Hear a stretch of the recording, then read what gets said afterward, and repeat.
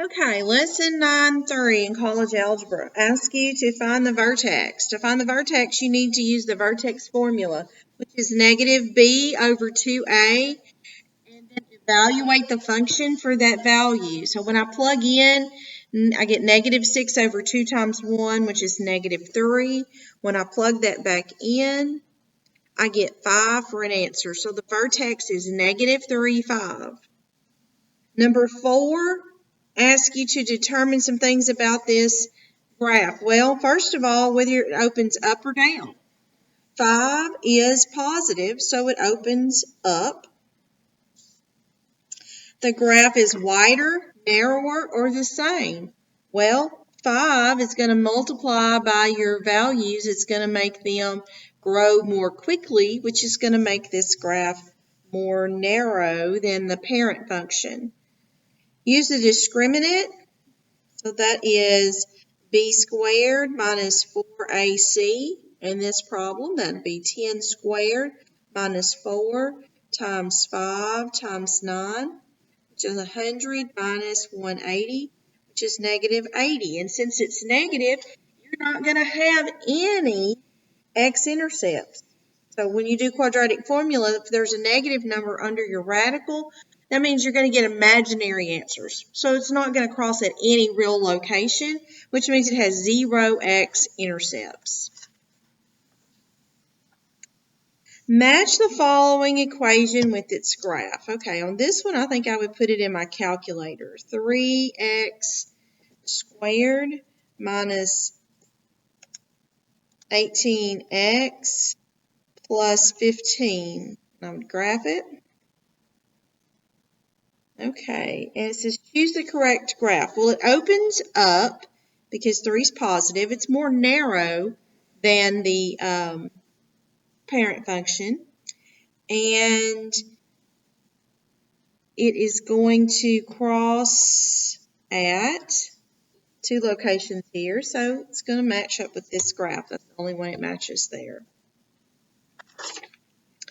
Number 8. Graph the parabola, give the vertex. So I used negative b over 2a, and I got negative 5. And if I plug that back in, I'm going to get negative 5. Be sure you're putting that in parentheses before you square it. Makes a whole lot of difference. If you do, if you don't, you're going to get it wrong. Answer there is negative 16.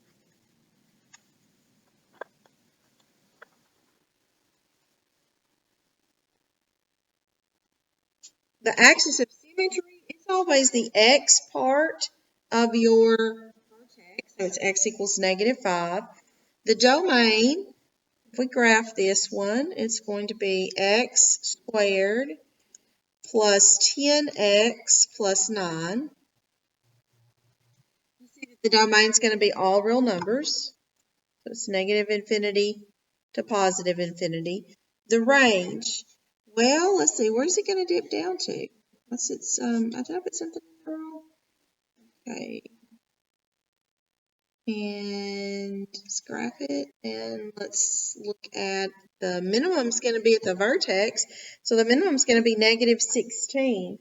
So it's going to go from negative 16 with a bracket all the way to infinity. Okay. If an object is thrown upward with an initial velocity of 192 feet per second, then its height after t seconds is given by this formula. Find the maximum height attained by the object. Well, guys, if you wrote it in the right order, if we wrote it like a standard form, it would say h equals negative 32t squared plus 192t. And because 32 is negative, that means that it's going to open this way. So if you can find the vertex, you're going to know its maximum height. Okay, that's going to be your y value. And you're going to know at what time that happens is going to be your x value. So this is A and this is B. And the vertex formula says negative B over 2A. And then f of negative B over 2A. It's going to be negative 192 over 2 times negative 32. Let's see what we do here. negative 192 divided by, 2 times negative 32.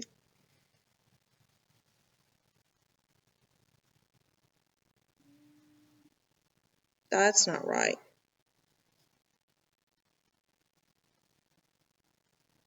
Negative 192 divided by negative 64. 3. So it's 3 for the x part. And then when I plug that in,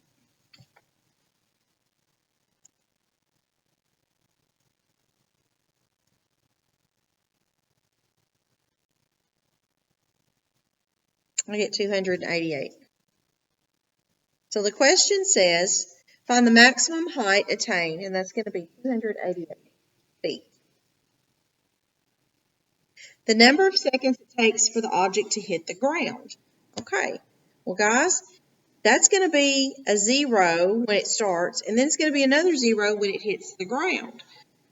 So I need to figure out what's going to make that equal 0.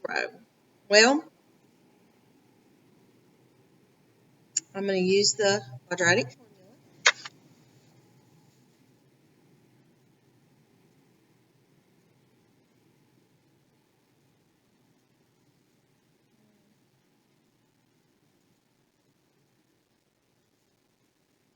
So it's negative 192 plus or minus the square root of 192 squared minus 4 times negative 32 times 0 over 2 times negative 32.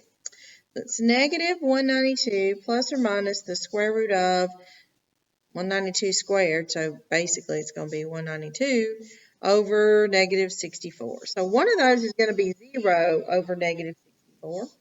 The other one is going to be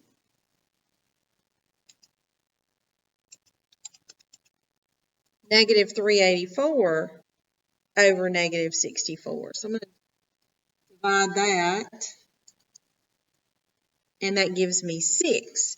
So I know that it's going to take 6 seconds for that to hit the ground. I hope this video helps you. There'll be more videos to come for Chapter 9. They'll be coming out sometime early next week.